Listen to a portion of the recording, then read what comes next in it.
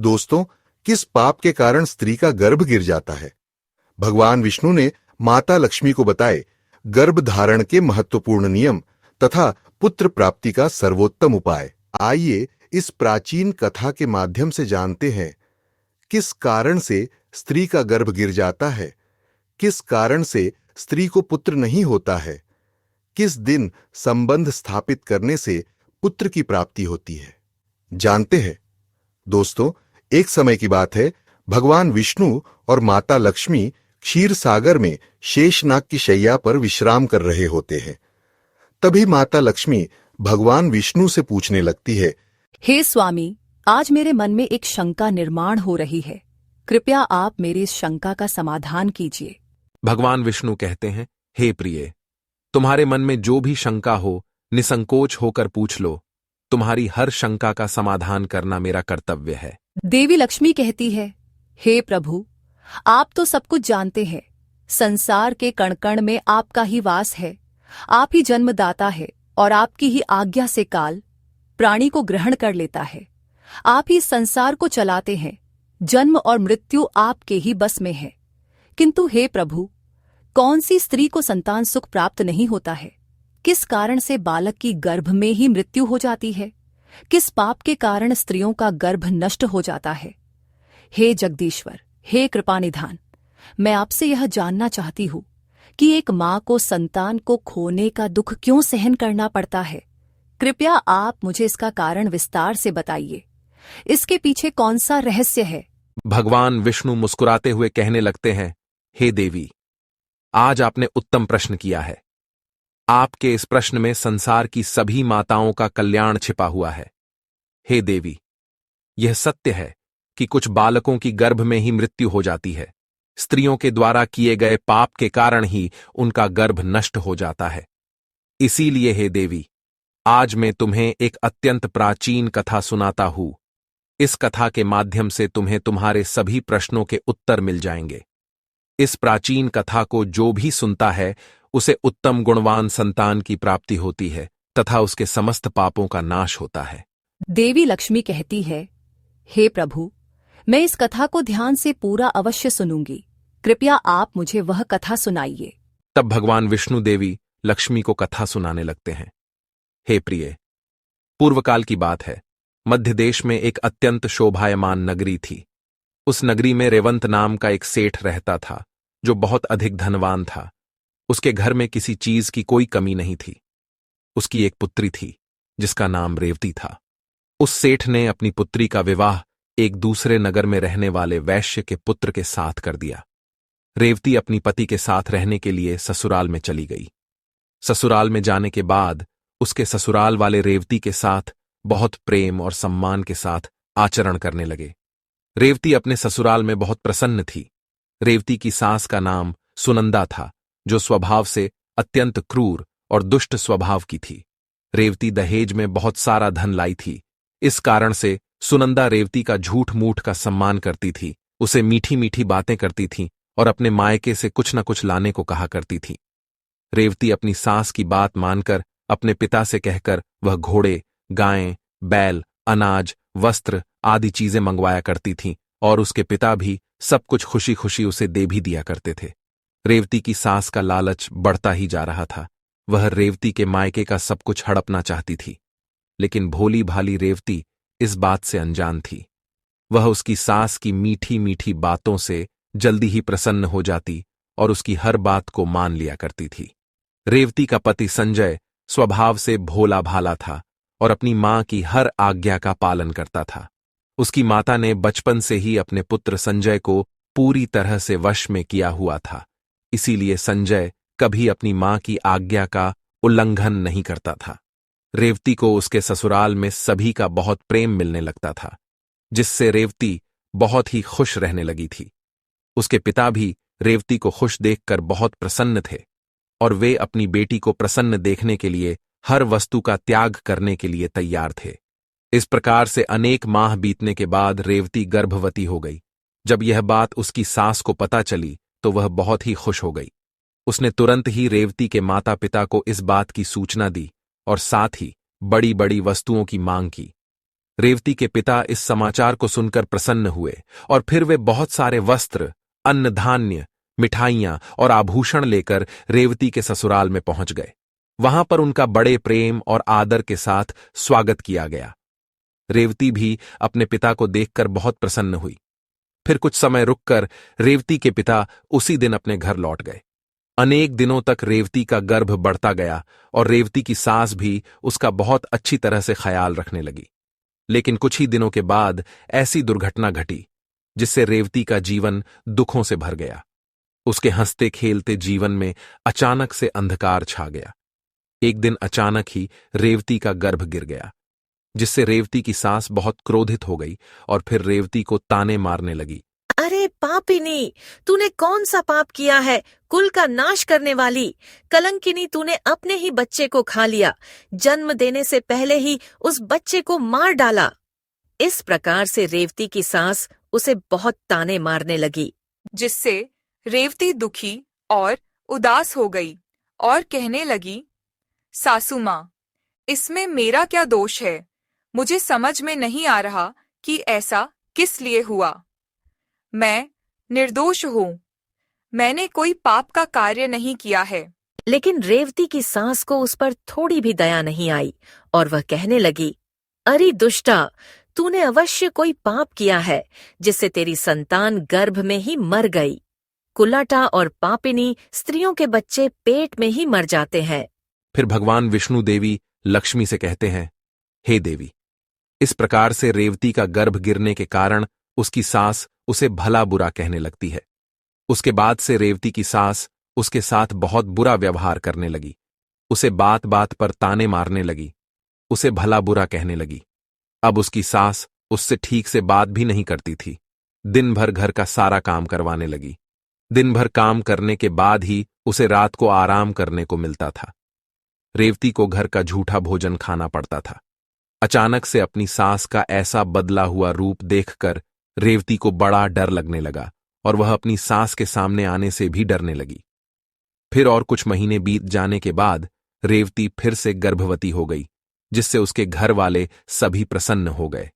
लेकिन रेवती की सास को उतनी खुशी नहीं हुई, वह उसे ताना ही मारा करती थी। एक बच्चे को तो खा गई, पता नहीं अब इसे भी जीवित रखेगी या खा जाएगी। इसका कोई भरोसा नहीं। यह तो डायन है, डायन। मेरा बेटा एक चुड़ैल से शादी करके उसे घर पर लाया है। लेकिन रेवती चुपचाप सहन करती रही। इस बार रेवती की सास ने रेवती के पिता को इस विषय में कोई समाचार नहीं दिया और वह चुप ही रही। इधर धीरे धीरे रेवती का गर्भ बढ़ने लगा। रेवती गर्भधारण की हुई अवस्था में भी घर का काम करने लगी। बहुत काम करके थकने के बाद भी रेवती की सास को उस पर दया नहीं आती थी। इस बार रेवती को 9 महीने पूरे हो गए और अब उसका प्रसूति का समय आ गया। रेवती को कमरे में ले जाया गया और फिर रेवती बालक को जन्म देने लगी। जब रेवती ने बालक को जन्म दिया तो उस बालक के मुख से कोई आवाज सुनाई नहीं दी। वह बालक कोई भी हलचल नहीं कर रहा था। इस बार रेवती ने एक मरे हुए लड़के को जन्म दिया था। इस बात को सुनते ही रेवती बहुत दुखी हो गई और जोर जोर से रोने लगी। इधर रेवती की सास बहुत गुस्सा हो गई और उसने तुरंत ही रेवती को पकड़कर घर से बाहर निकाल दिया और कहा, अरे दुष्टा, पापिनी, तू इस घर में रहने के लायक नहीं है। तू तो चांडालिनी है। तू मेरे पोते को खा गई। अब तू इस घर में नहीं रह सकती। अगर तू इस घर में रहेगी तो हम सभी को खा जाएगी।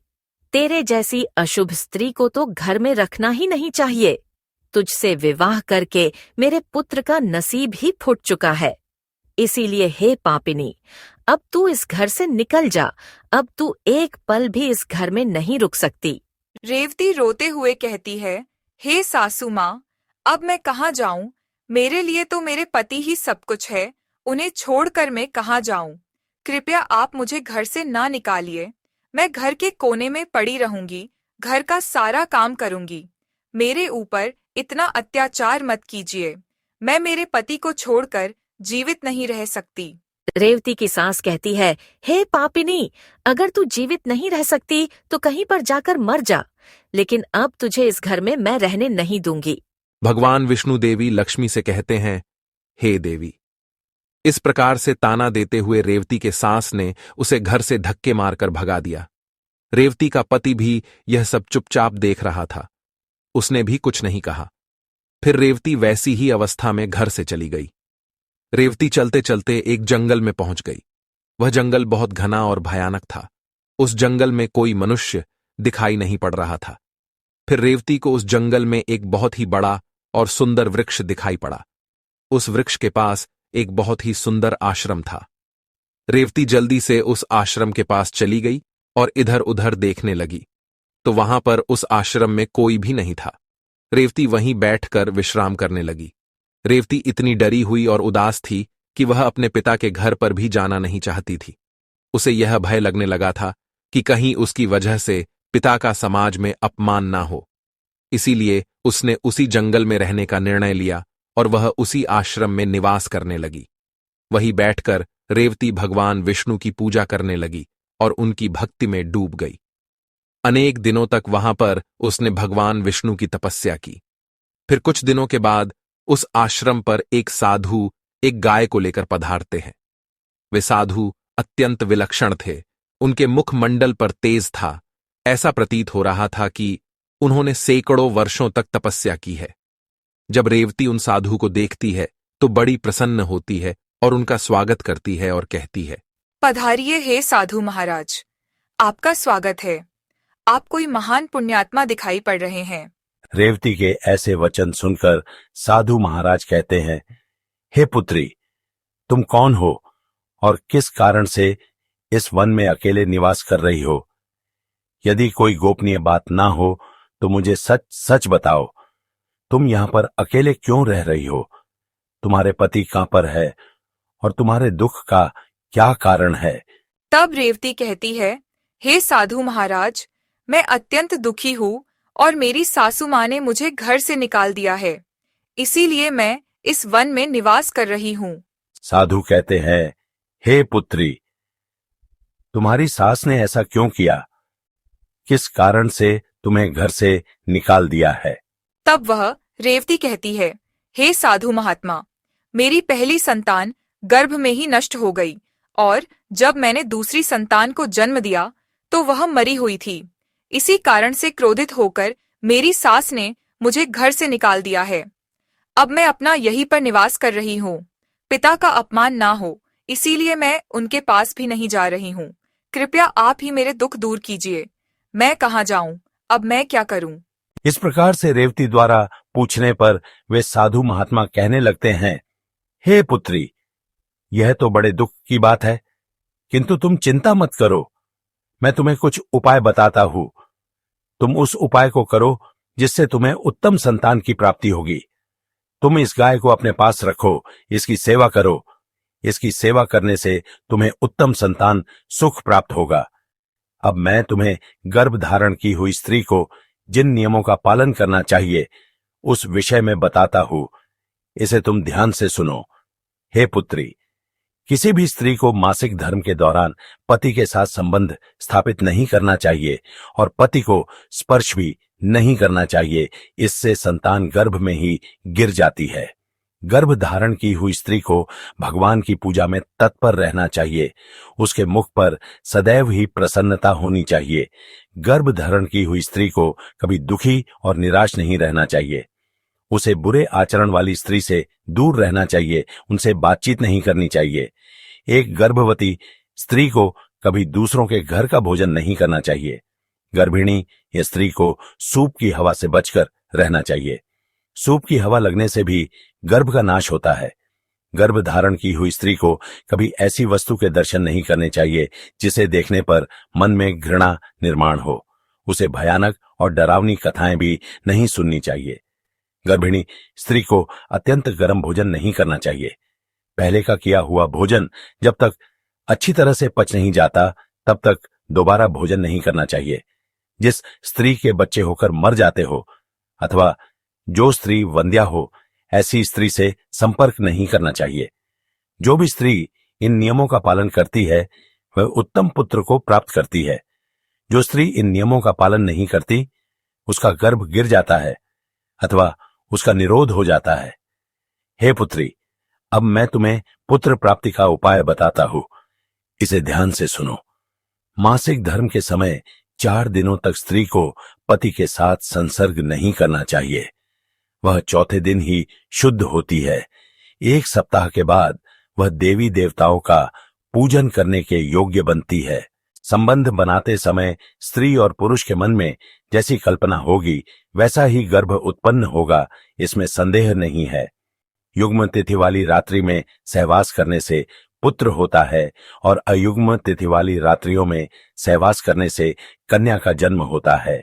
युग्म तिथि का अर्थ होता है द्वादशी, चतुर्दशी, षष्ठी, अष्टमी, दशमी और अयुग्म तिथियां होती है एकादशी, त्रयोदशी, पंचमी, सप्तमी और नवमी। ऋतुकाल में पहले सप्ताह को छोड़कर दूसरे सप्ताह में स्त्रियों को सहवास करना चाहिए। स्त्रियों का ऋतुकाल 16 रात्रियों का होता है। यदि स्त्री मासिक धर्म के बाद 14वीं रात्रि में सहवास करती है तो उस गर्भ से गुणवान, भाग्यवान, धनवान तथा धर्मनिष्ठ पुत्र का जन्म होता है। ऋतुकाल के 5वें दिन स्त्रियों को कटु, तीक्ष्ण और गर्म भोजन का परित्याग करके मधुर अर्थात मीठा भोजन करना चाहिए, क्योंकि स्त्रियों की कोख औषधि पात्र होती है और पुरुष का बीज अमृत तुल्य होता है। इसीलिए स्त्रियों को सहवास से पहले तीखा, कड़वा और गर्म भोजन नहीं करना चाहिए। वह साधु कहते हैं, हे देवी, इस प्रकार से मैंने तुम्हें संतान प्राप्ति के लिए महत्वपूर्ण नियम बताए हैं। तुम इन नियमों का पालन करो, तुम्हें उत्तम संतान सुख प्राप्त होगा। फिर रेवती कहती है, हे मुनिवर, इस समय पर मेरे पतिदेव मेरे पास नहीं है, तो मेरा उनसे मिलन कैसे होगा और किस प्रकार से मुझे संतान सुख प्राप्त होगा? साधु महात्मा कहते हैं, हे पुत्री, तुम अभी से इस गौ माता की सेवा करो, तुम्हारा पति स्वयं चलकर तुम्हारे पास आ जाएगा। इतना कहकर वे साधु महात्मा उस स्थान से अंतर्ध्यान हो जाते हैं। उन साधु को अचानक से अदृश्य हुआ देखकर रेवती आश्चर्यचकित हो जाती है।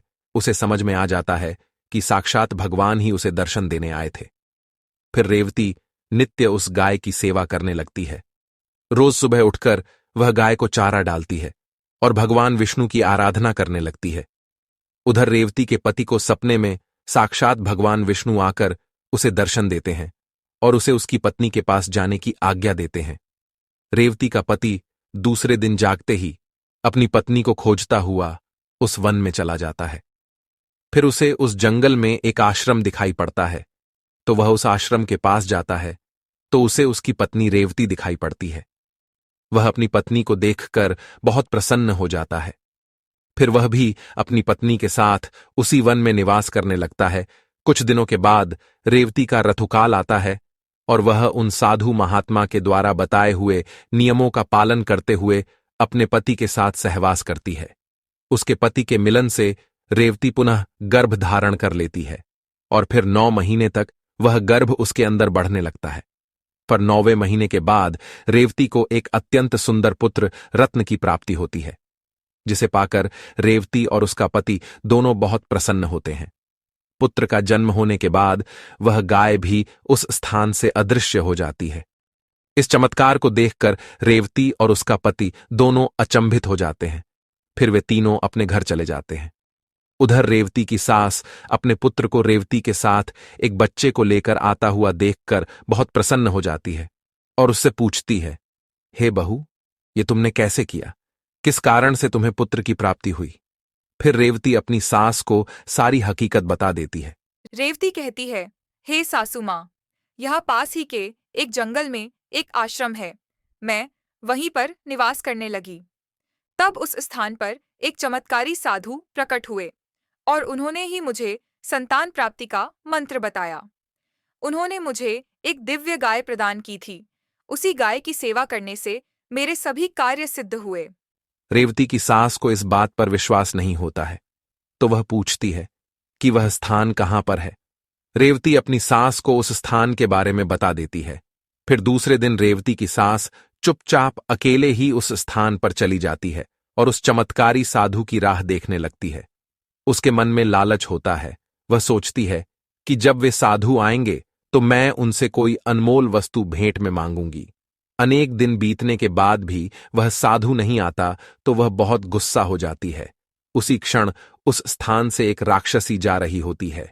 जब वह राक्षसी रेवती की सास को उस आश्रम के पास खड़ा हुआ देखती है तो वह तुरंत उसके पास जाती है और कहती है, अरे वाह, आज मेरे लिए इस जंगल में ताजा ताजा भोजन आया है।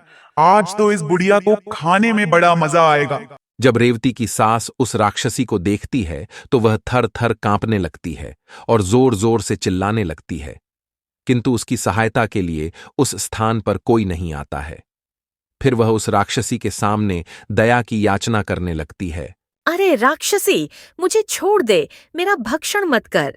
मैं तो वृद्ध महिला हूँ, मेरा भक्षण करने से तुम्हारा क्या लाभ? राक्षसी कहती है, हे दुष्ट स्त्री, वृद्ध हो या जवान, मैं उसी का भक्षण करती हूँ जिसे विधाता ने मेरे लिए चुना है। आज ईश्वर ने तुझे मेरा ग्रास नियुक्त किया है, इसीलिए मैं तेरा भक्षण निश्चित ही करूंगी।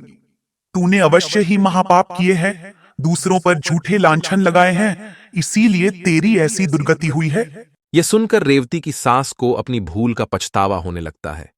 उसने अपनी बहू के साथ बहुत बुरा व्यवहार किया था, किंतु अब देर हो चुकी थी। रेवती की सास आगे कुछ कहती, उससे पहले ही राक्षसी उसे अपने हाथ में उठा लेती है और जोर जोर से हंसने लगती है। फिर वह राक्षसी रेवती की सास को चबा चबा कर खा जाती है और उसी क्षण रेवती की सास की मृत्यु हो जाती है। उसे अपने पाप कर्मों का दंड भुगतना पड़ता है।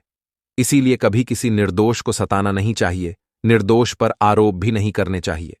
इधर रेवती अपनी सास की राह देख रही होती है, किंतु उसकी सास नहीं मिलती है, तो वह अपने पति को अपनी मां को ढूंढ कर लाने को कहती है। रेवती का पति अपनी मां को ढूंढने के लिए जंगल में जाता है तो उसे वहां पर उसकी मां दिखाई नहीं पड़ती है, लेकिन वहां पर उसकी माता के कंकाल दिखाई पड़ते हैं, जिसे देखकर वह दुखी मन से घर पर लौट आता है। उन्हें एक व्यक्ति के द्वारा पता चलता है कि उस जंगल में एक राक्षसी का वास था और उसी राक्षसी ने रेवती की सास को मार डाला है। लालच के कारण रेवती की सास को राक्षसी खा जाती है। फिर रेवती और उसका पति अपने पुत्र के साथ घर पर सुखी जीवन व्यतीत करने लगते हैं। भगवान विष्णु देवी लक्ष्मी से कहते हैं, हे देवी, इस प्रकार से रेवती ने गर्भ धारण के नियमों का पालन किया, जिससे उसे उत्तम संतान की प्राप्ति हुई। देवी लक्ष्मी कहती है, हे प्रभु, जिस बालक की मृत्यु गर्भ में ही होती है अथवा जन्म के बाद तुरंत मृत्यु होती है, उसकी मुक्ति के लिए क्या उपाय करना चाहिए? भगवान विष्णु कहते हैं, हे प्रिय, तुमने यह उत्तम प्रश्न किया है, इसीलिए तुम अब ध्यान से सुनो। यदि स्त्री का गर्भपात हो जाए अथवा गर्भ में ही बालक की मृत्यु हो जाए तो जितने महीने का वह गर्भ होता है उतने दिनों का सूतक माना जाता है।